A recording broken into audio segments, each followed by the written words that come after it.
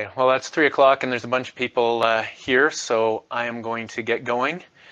Again, thanks for joining me for the last session of B-Sides. Like I said, it's Friday. Some people have better things to do, so glad you're here. I don't really have an intro slide. I recognize a lot of the names. I think a lot of you know who I am. Short version is I'm the Director of Strategy and Technology for ION. I've done lots of things in my day. Used to be a software developer, ran some security teams. I teach for SANS. In fact, I get to do this all week on Munich time next week, so that's going to be fun without actually getting to go there. But yeah, that's my intro. For those of you that tried to attend the ION and Splunk technical deep dive earlier today, our apologies for that. We had some colossal miscommunications there, but I will circle back around to that if we have time at the end of this session. And of course, you can ping me directly as well if you have some interest in that direction. So I couldn't decide what to talk about, so I decided to talk about a bunch of things because I have opinions. I see lots of stuff. So I thought I'd try and talk about a bunch of different topics. I'm also going to try and ask you some questions as we go here. I may not be able to wait for you to answer, but I'll circle back if I can. But feel free to respond in the chat if I ask some interesting questions, which I will try to do and probably forget. But anyways, so what can you expect today? These are some of the topics I think I'm going to talk about, or I am going to talk about. Well, I'll touch the basics for just a minute. Talk about some trends, some architecture for a bit, people and influence and business-centric security, all those fun topics that we don't necessarily deal with so well. I'll touch on IR and VM and cloud, and I thought I'd throw in a couple of things I learned recently that I didn't know about, so maybe you don't either. This slide, I have various versions of this slide over time. It is starting to, I'm starting to run out of room. These are all the technologies you could potentially, you guys can't see my slides. All right, that's awesome. Rookie mistake. How about I share a screen?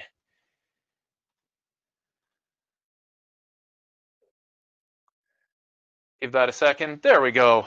I'll go back to my intro slide just so you can, oops, no, I don't have focus.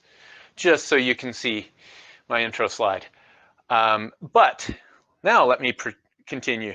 Yeah, you can tell I've never done this before.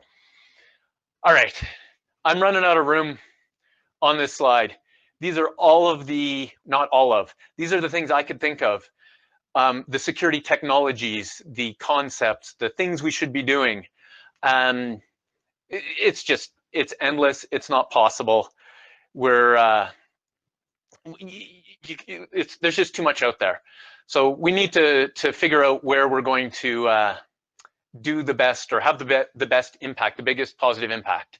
And that's a thread that I'm going to come back to or talk about throughout this session today. As far as where you start, here's some things I've talked about in the past that you may want to consider before you think about everything else that I'm going to talk about. Right? If you don't have MFA, if you have a crappy password policy, if you don't have egress filtering, I mean, endpoint firewalls, I won't say if you don't have it because very few people do, but that's definitely a good place to make great gains with little effort. If you haven't fully configured the tools that you have, if you don't have centralized federated authentication, let's start there. Don't worry about the rest of what I'm going to talk about. And I'll throw out there the concept of platforms, right? We had all of these tools on the previous slide. It's just unmanageable. At one point, I had a team of 3 people managing 15 technologies. We couldn't do it. We couldn't make them all do what we wanted to do. We couldn't support them all. We couldn't do on call. So the more, especially in the sub-enterprise or the bigger than huge companies, pick a platform. If it's get 80% of the way there with the minimal effort, you'll be doing way better than someone who's got a ton of best of breed solutions that they haven't configured. And I'll talk about that again in a bit. Some of the things I'm seeing today, obviously, we see the insides or talk to a lot of different companies, see what's going on. When I'm teaching, I talk to a bunch of folks that way too. Cloud is a trend for sure. Just came out of watching Shelley's presentation. IR, I have not seen this much IR, this many breaches, this many people calling for help. Then I haven't seen this much in a long time or ever. We see more requests for IR than I've ever seen. Of course, with COVID, there's untrusted endpoints. We're never going back on that. It'll be interesting to see where we end up with endpoint security. SOAR and automation, I saw Nick's talk as well, and I agree. You don't need to go to the nines with SOAR either. Figure out the simple automation things you can do. But are you really ready, especially if you want to bite off on a great big SOAR platform? Do you have the information available to you to orchestrate? Do you have access? Can you convince a bunch of other stakeholders within your organization to give you access to their tools so that you can automate or take action when you see things? So, absolutely head down the SOAR path, but make sure, again, you've done some of those initial things first. Today, security's moved away from the perimeter a little bit, or a lot, depending on your perspective. It's all about application, data, and user or identity today. Forget about the perimeter, it's gone. I'm actually starting to see ML and AI used a little bit in a little bit more targeted way or sensible way. They're still buzzwords, but we're definitely seeing them do the things that they're meant to do a lot more, and a lot less of the things that they're not meant to do. And of course, as I mentioned, we still love our toys and our tools. What I see with that, though, is way more overlap every day. You have this thing that does all of these things, and you have this other tool over there that does 30% of what the first tool doesn't do, but overlaps 70%, and on and on and on. And so then, well, you don't want to buy that because you got this that almost does that. And you don't want to buy that because it overlaps with this thing. And that's where I come back to the platforms, right? The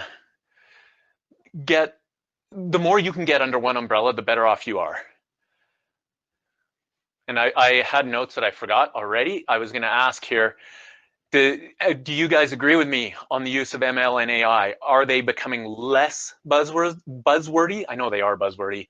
And are we using them a little bit more intelligently for security? I'll let that sink in, and I'll come back to that. So architecture, plan, then buy, right? The impulse buying, there's lots of cool tools. Like many of you, I'm sure I love to dig in and play with some new capability, something shiny. I want to learn all about it, see what it can do. But that doesn't get us very far when we're in an enterprise context, or when we're trying, when we have a defined goal to secure our organizations. So what are we really trying to do? Let's take a step back here. What we want to do? Well, I actually looked this up. The goals of cybersecurity, Cybersecurity 101, confidentiality, integrity, availability. Let's dig into those concepts. Actually, no, let's not. We've all heard a lot about CIA, and it is important, don't get me wrong, but that's already in the weeds for what I want to talk about in the next few slides. So let's skip the CIA for a second and really talk about what we're trying to do. Business and technology, they're inextricably intertwined, right? You cannot separate them. There's more and more dependence on technology in a business context today, and we're not getting away from that. So really, what does the business care about? Yeah, sure, they care about confidentiality, integrity, and availability, but that's not, if you ask the business, that's not what they're going to tell you. What they care about is maintaining a safe and stable business, or maintaining safe and stable business operations. Obviously, the money part, thriving, growing, making money. Reputation, that ties directly into money, as does beating the competition. So it's really about the dollars and the safe and stable business operations. So what can we do from a security perspective, starting with architecture, starting from the beginning, to help meet those business goals? Bottom line, attack and compromise is bad. We know that. But what really leads to attacker success? That was something else Shelley was talking about a few minutes ago, right? Yeah, it's ransomware. Ransomware bad. But what is it that leads to ransomware, right? What is it that allows an attacker to be successful in our environment? What can we do to build networks and environments that are less susceptible to those attackers? So what can we do about it? I want to take a minute to talk about the crown jewels and call out to Sean Connery as well. I was looking for a good picture of a bank vault, and that was the best I could do with him in it. But you hear the term crown jewels all the time, and we are it's what it's our core assets, our critical assets, what we're trying to protect. But a lot of the time, instead of taking our critical assets and putting them inside a vault, what we do in information security is we put the vault on the outside, right? This isn't a real vault, but again, best picture I could find. We build this awesome perimeter. So imagine going into your bank and they've got, armed guards at the door, and they've got a big, heavy door at the front, and they've got cameras, and they've got badge readers, and they've got all this stuff around the edge of the bank, or when you go into the bank. And then all the money's sitting on the table in the middle of the bank. That's what it feels like we do sometimes, right? Is we build this great big perimeter, and then we just leave our money sitting on the table. And ICS is a great example of that, right? We segregate it sometimes, mostly, kind of. We segregate our ICS networks, but then we don't want to touch them. They're so valuable, we don't want to touch them. We don't want to implement security. So you look at the cybersecurity budget for the average ICS-based organization, and I would wager 90% of it is spent outside of ICS. That's what we see, for sure.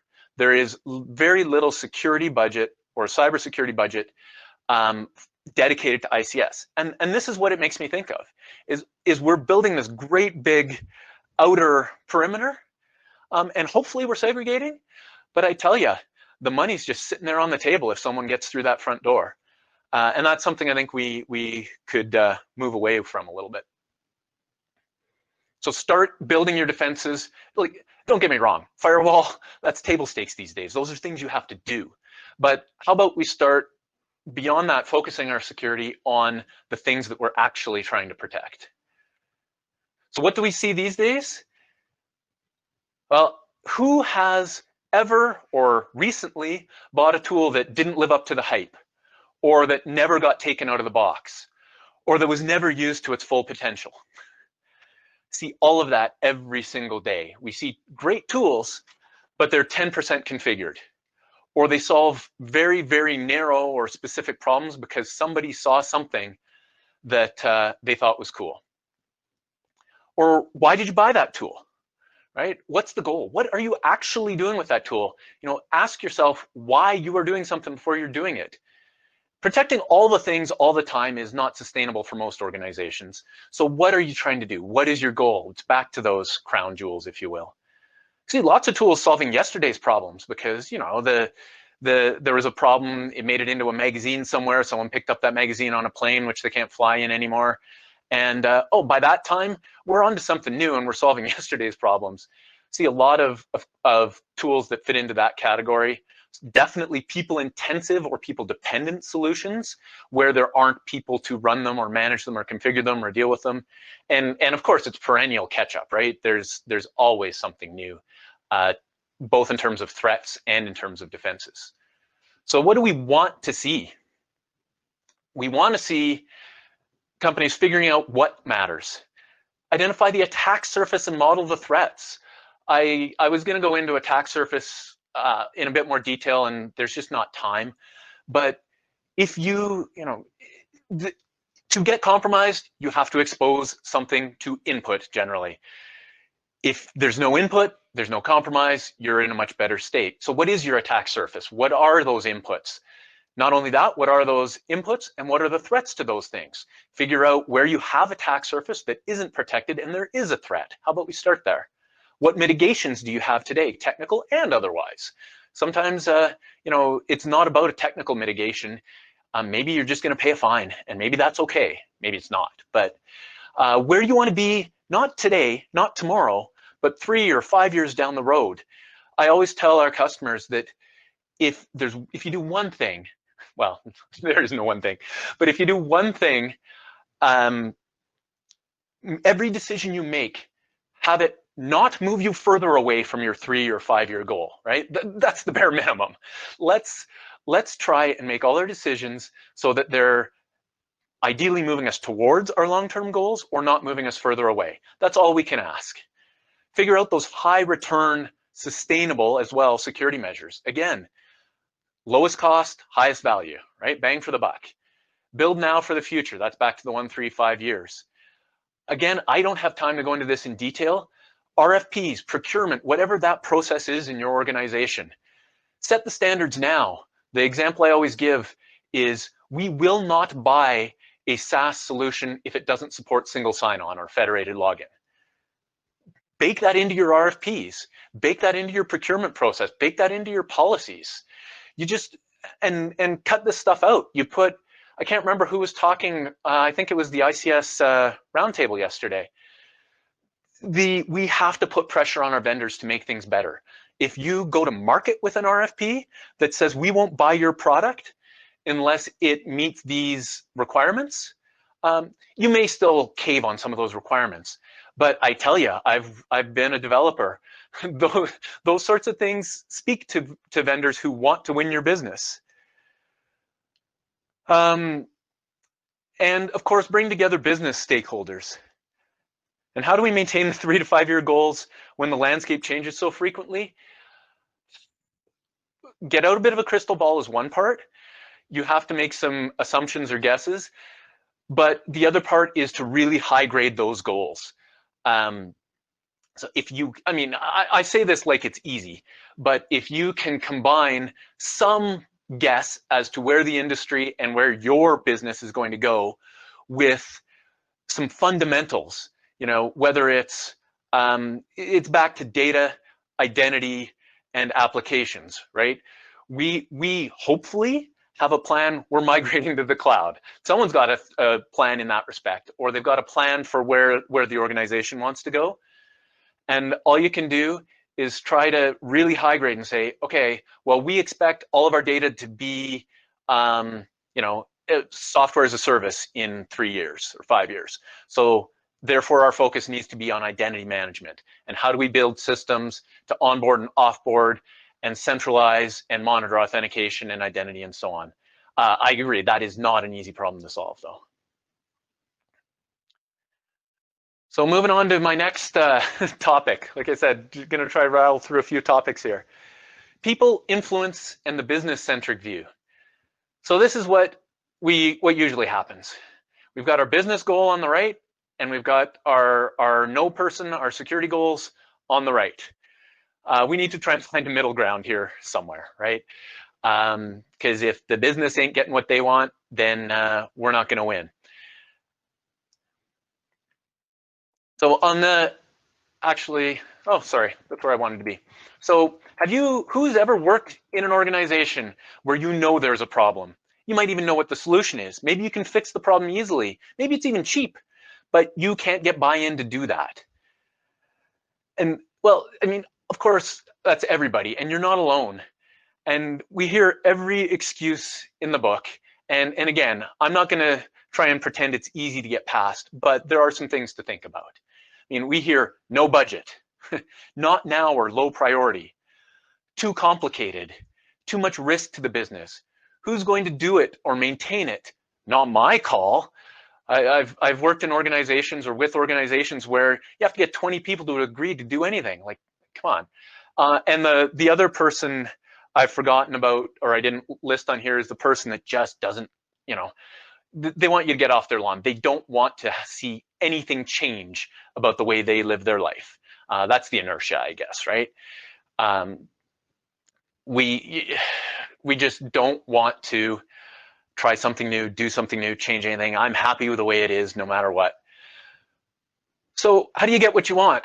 Well, the first thing I'll say is think of it, especially for the techies and those that you know, aren't dealing with management every day, think of it as a social engineering exercise, because that's exactly what it is. Although in a nice way. You're not trying to trick people or fool people, but you're definitely trying to influence people. There's definitely some similarities there. You're trying to convince management to do what you want them to do. So find out what motivates them. Make them want to click, right? Make them believe that it's important or urgent, all the things we tell people not to or to watch out for when they're reading their email, right? If you make a case, it's not that hard. You won't win them all, but think in terms of business risk, impact, and metrics, right? What is the risk to the business if I do or don't do something? What is the impact of, again, an action or lack of action? And how can I measure that? How can I show that? How can I prove it? So any meeting, when you are trying to get what you want, the first thing to remember is to go in knowing what you want to get out of it. If you can't go into a meeting and articulate what you want to come out with, then you're wasting your time. So what do you want to happen? What exactly do you want someone to do? Who do you want to do it? And of course, the peer pressure. What are your peers doing today? Right? There's nothing that I'll call them executives respond to better than what their peers are doing. So if you can make a case for this is what is happening in the industry and what your peers are doing, you're partway there. Costs are, of course, a key factor. Management wants to know, what levers do I have to pull? What can I do? What's it going to cost? And what's the benefit? So what's the cost of action and inaction, though? There's a cost to not doing anything. There's a cost to doing something. And that should be, it should be cheaper to do something than not. That's obviously, those are the things worth doing. And there may be ongoing costs, and you have to be aware of those as well. What are the benefits, though? Show that you can save or make money. And have a metric or be able to point to something that shows how you're going to demonstrate that what you're doing is working. If you can put a metric in front of a decision maker that says, watch, this number is going to do this, or this trend is going to go this way, then you're going to get better agreement, or you're much more likely to get agreement, because then your manager, the manager, the board can look back and see whether what they're doing is working. And if it's not, then they can stop. And keep it simple. One of my jobs, I had to present to the board. I got 3 slides, 3 PowerPoint slides. I had to give them to the board in advance, and they would maybe bring me in to ask me some questions. If you can't fit your message, yeah, I've got a 44-slide presentation here. In 3 slides, then nobody's going to listen, nobody's going to remember. And I read something while I was doing some research around this, and just a side comment almost, is that CISO confidence decreases as solutions, assets, and attacks increase. So help them feel better. If you have more solutions, more assets, more attacks, management's going to get more nervous. Going back to the platform comment, right? Decrease the number of things you have to manage. Focus on the things that really matter. That vault right around the crown jewels, etc. And yeah, stick with those. And you will make better gains that way. On the people front, none of these are written in stone by any stretch, but people are better than product, right? I will take, in most cases, again, you have some basics that you have to take care of. But in most cases, I will take people over product. And if you want people, then they have to be motivated, empowered, trained, retained, all of that. Who's read the Phoenix Project, or who's worked in an organization where they have one guy, I think it was Brent in the Phoenix Project, who is central to everything that you do? And what happens when that person leaves? You are out of luck. So you do have to balance that with your people. But at the same time, you know, if you think of the cost, especially in large organizations, what we spend on some of our tools versus what it would cost for a single person, I'll take a person any day. I'm not going to spend a lot of time talking about imposter syndrome other than to say, yes, it's real. Google, there's lots written and said about it. Everybody has something that they know better than everybody else. So leverage that with everybody. Again, talking about people, I will take experience over a CISSP or a Master's in Information Security Management, I think, any day. You know, Kurt talked about his experience becoming a pen tester yesterday. And I said it in the chat, those 18, was it, years of experience in doing other things in IT, that is gold. It's, you know, you can go and learn all about policy.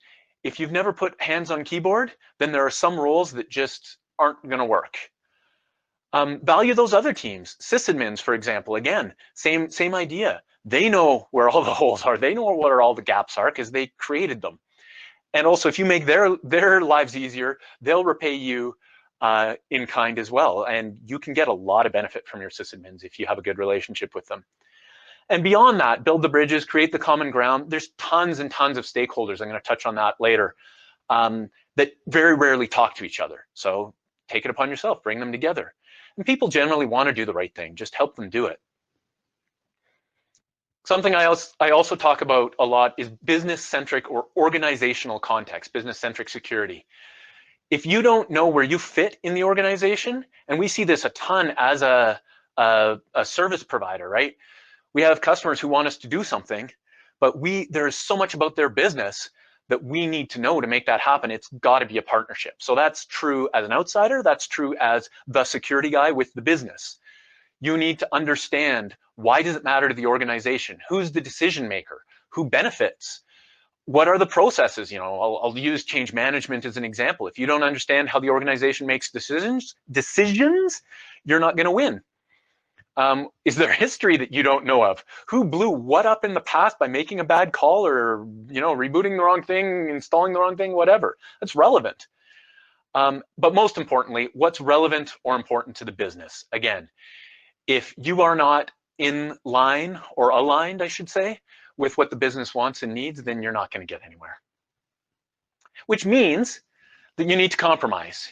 You're not going to get everything you want, but it's probably a good idea, returning to the bicycles here, that you achieve something. Notice where that lock is on the bike over there, if you didn't notice that up front. So you're going to have to compromise. Take the wins where you can get them, but do try to get something done. And this picture of the bike actually reminds me of the PCI myth or legend or whatever, right? All your data has to pass through the firewall if you want to be PCI compliant. So someone took, I think it was a PIX at the time, drilled a hole in either side, ran the fiber through the middle. There you go, data through a firewall. That's what I think of when I see that picture of the bike lock. So incident response, as I mentioned, we're seeing a lot more. There are more breaches, more IR. Everybody, whether they like it or not, is mired in incident response these days. A little bit of, you know, prevention is ideal, detection is a must. Detection without response has little value or is pretty much useless. And your breaches are inevitable. It's how you respond that is the ultimate determinant of the impact. I think I stole this slide from Sans, actually, but the point is valid. You need to have response. Detection, all detection in the world doesn't help you if you can't do anything about it. And you know, the example I'll give on this, you know, with IR and having capability is, okay, if I give you an IP address and I tell you that it's evil, can you take that IP and figure out what the computer, MAC address, switch port, physical location, owner of that computer, other things that person has logged into, other things that have logged into that IP, websites they've been to, other computers they've talked to, authentications to that computer and from that computer. I'm sure I'm forgetting stuff. That's the kind of information that we need to be able to, we need to be able to generate, if you will, in order to respond. So the IR process is the preparation, identification, containment, eradication, recovery, lessons learned. But there's a reason preparation is in a massive font, because that's what we don't do. And without it, and when I say we, I mean people in general, a lot of the organizations we've dealt with, they're just not prepared. They don't get their Boy Scout badge. So preparation is where the focus has to be.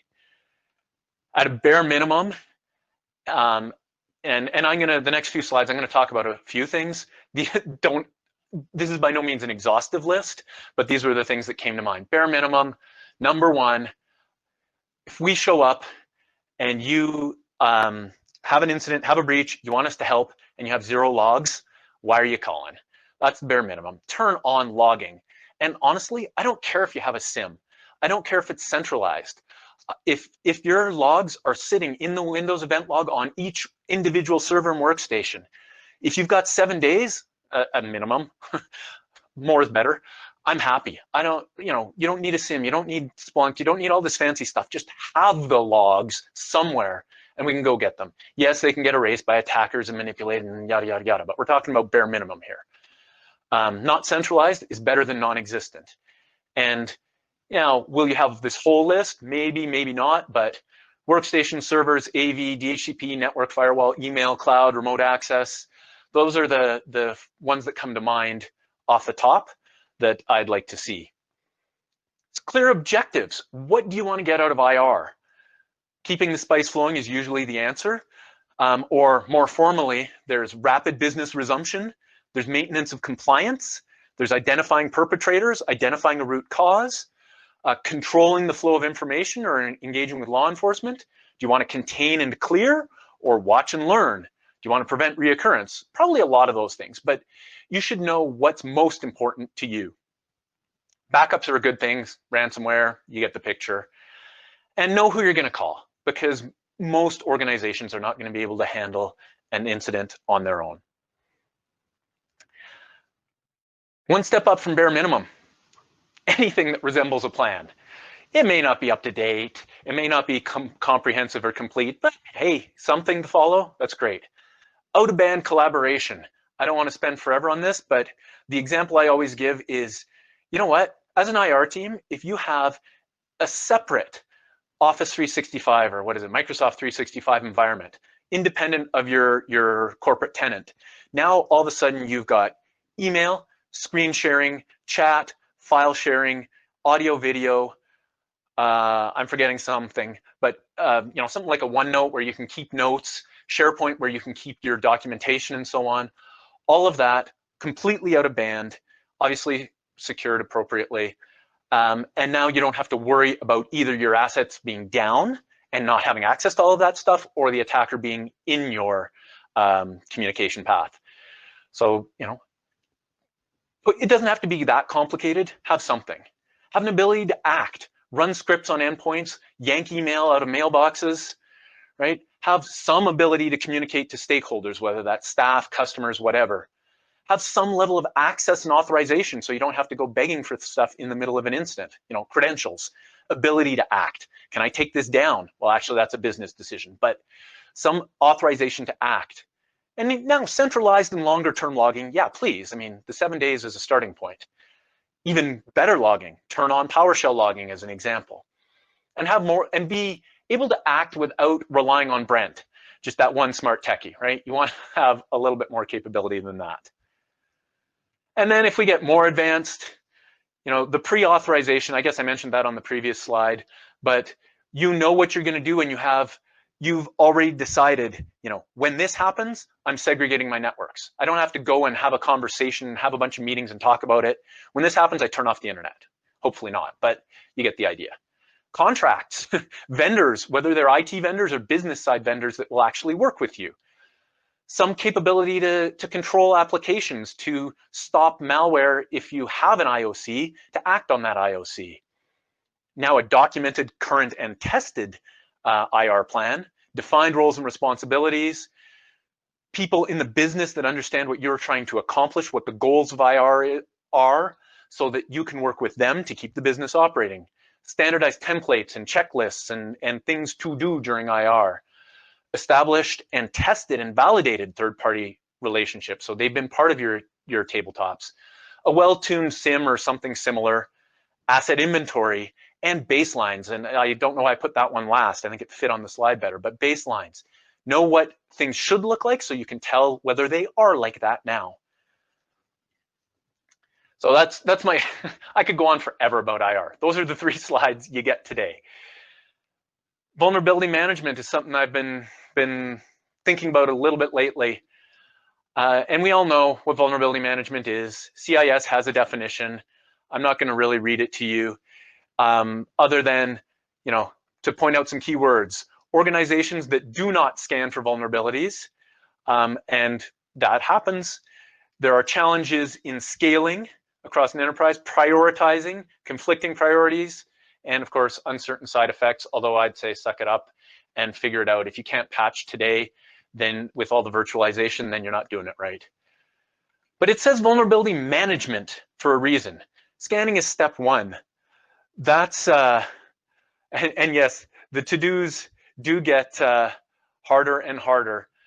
All I can say there is make the list, prioritize the list, and start with the things that you think will give you bang for the buck. That's where I always get back to, is bang for the buck. But vulnerability management, scanning, yeah, that's maybe 30% of the job. Aggregating, prioritizing results. So instead of a 6,000 page report, you have page one says, you have these 6,000 assets with this problem, not 6,000 pages about those assets. Reduce your attack surface. I talked about that a little bit earlier.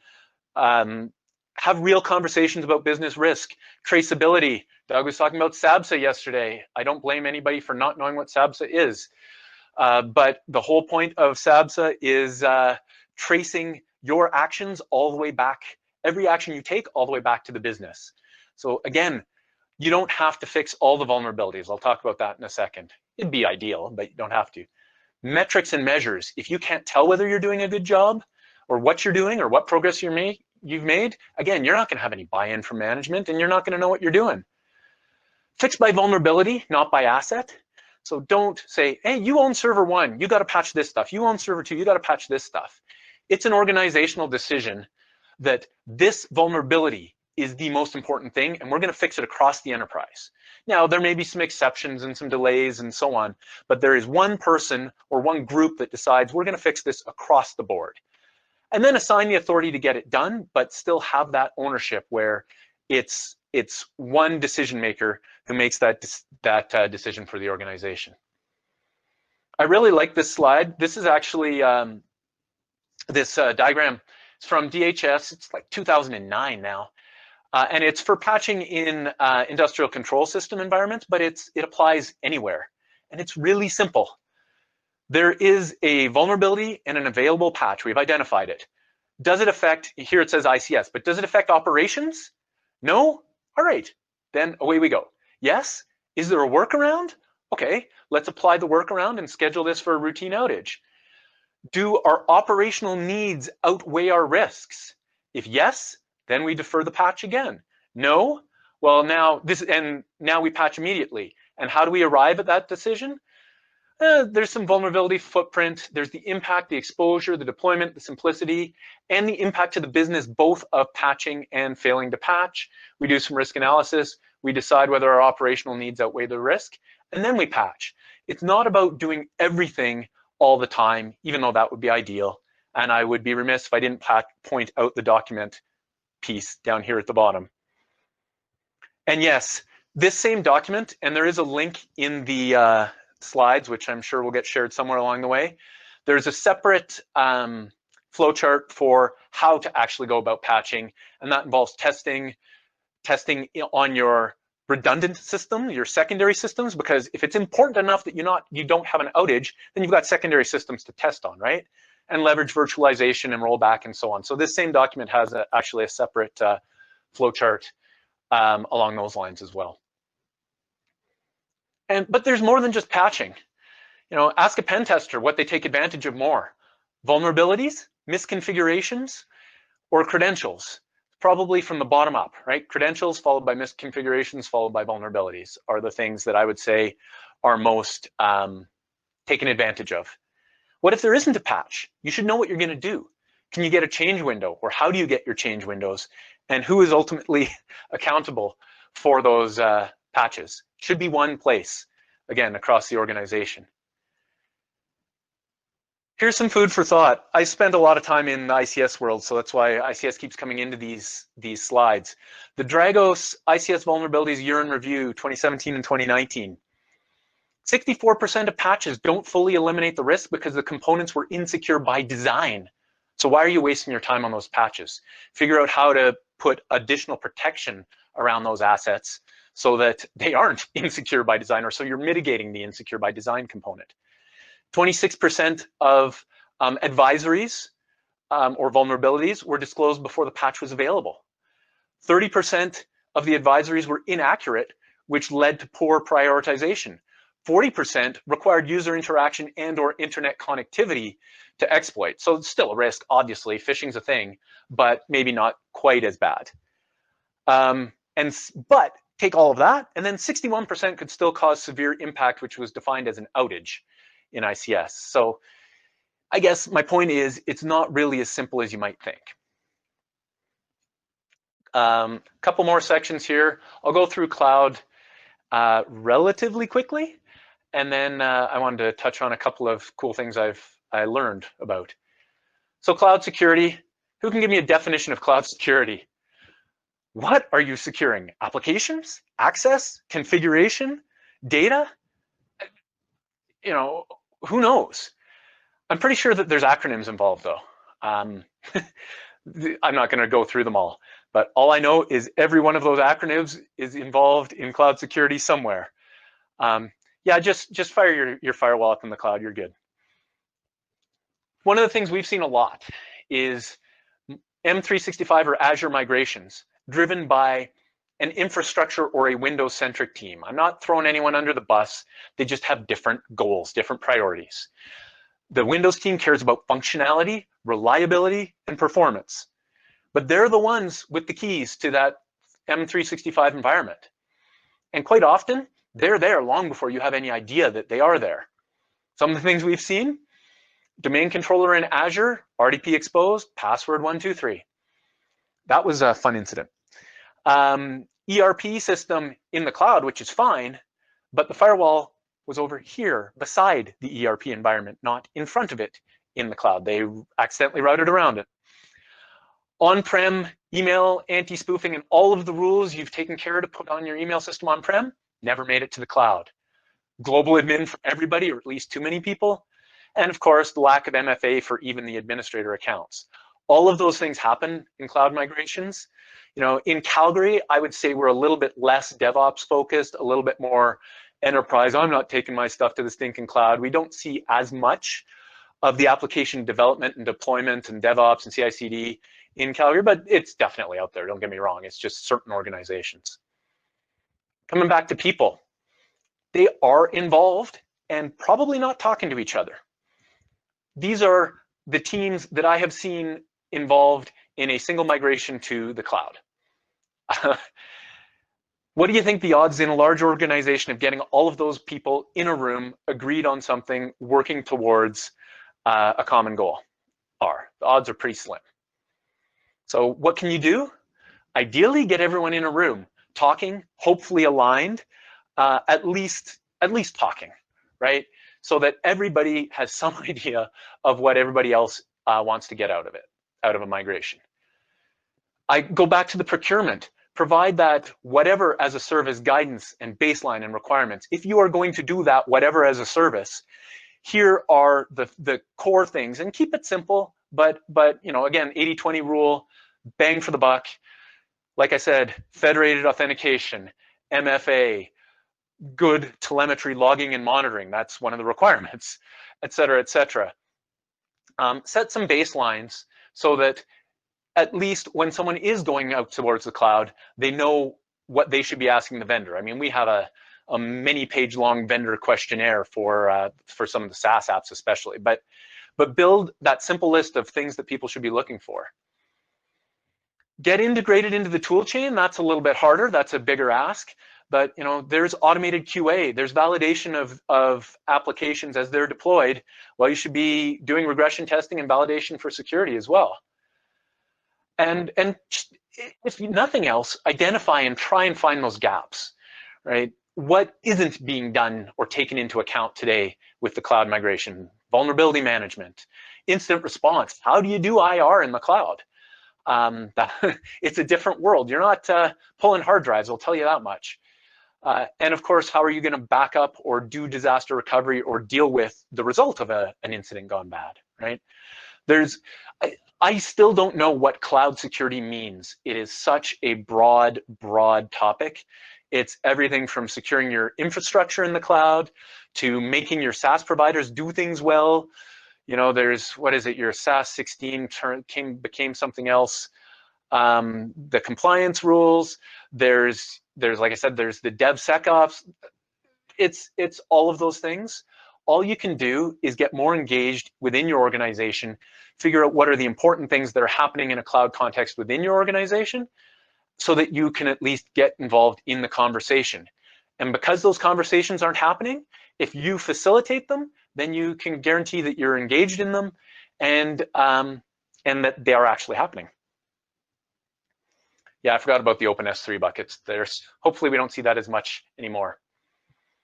So I thought I wanted to throw out a couple of things that I figured out or learned about or heard about recently that I wasn't aware of. So if I wasn't aware, maybe you weren't either.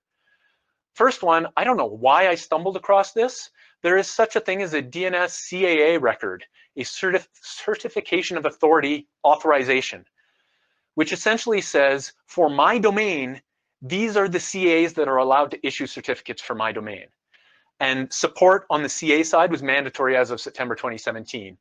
So this happens on the issuing side. Basically, a CA must check your DNS before issuing a certificate for your domain. So if a bad guy tries to spoof your identity and issue or get a certificate from somebody else, and it's not the CA that you deal with, they can't actually issue a CA. So you can, if you look at your certificate authorities on your own devices, you will see that there are a lot of CAs from a lot of countries around the world.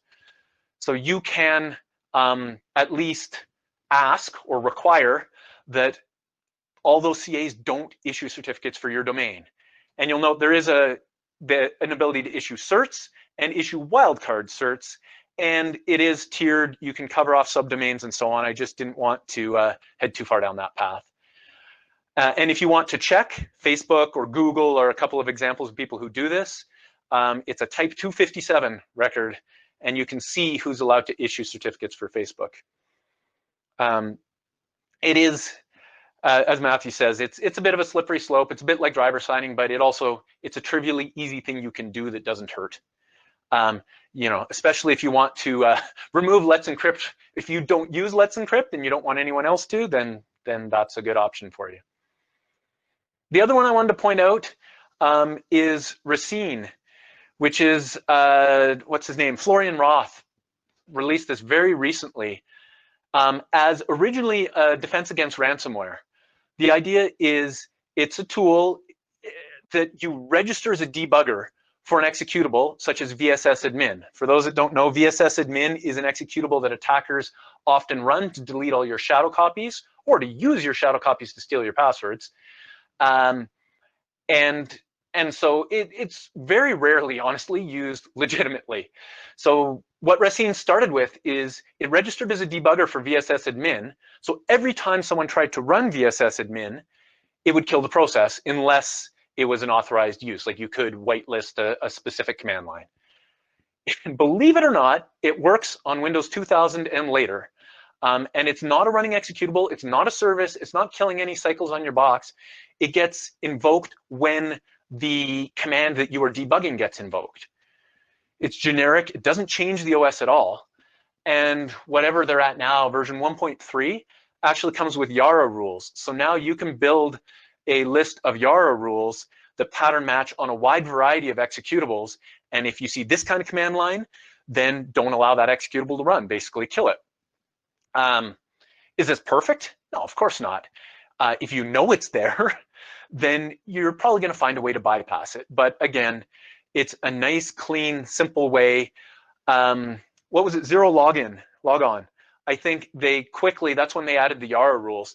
They basically added a rule set. It was just a quick registry key, and it would block most of the, or all of the, sorry, malicious invocations that led to zero logon success. So I don't know, it's just a cool new tool that's out there, something else you can put in your toolbox. So I thought that would be interesting to share, and it's definitely under active development.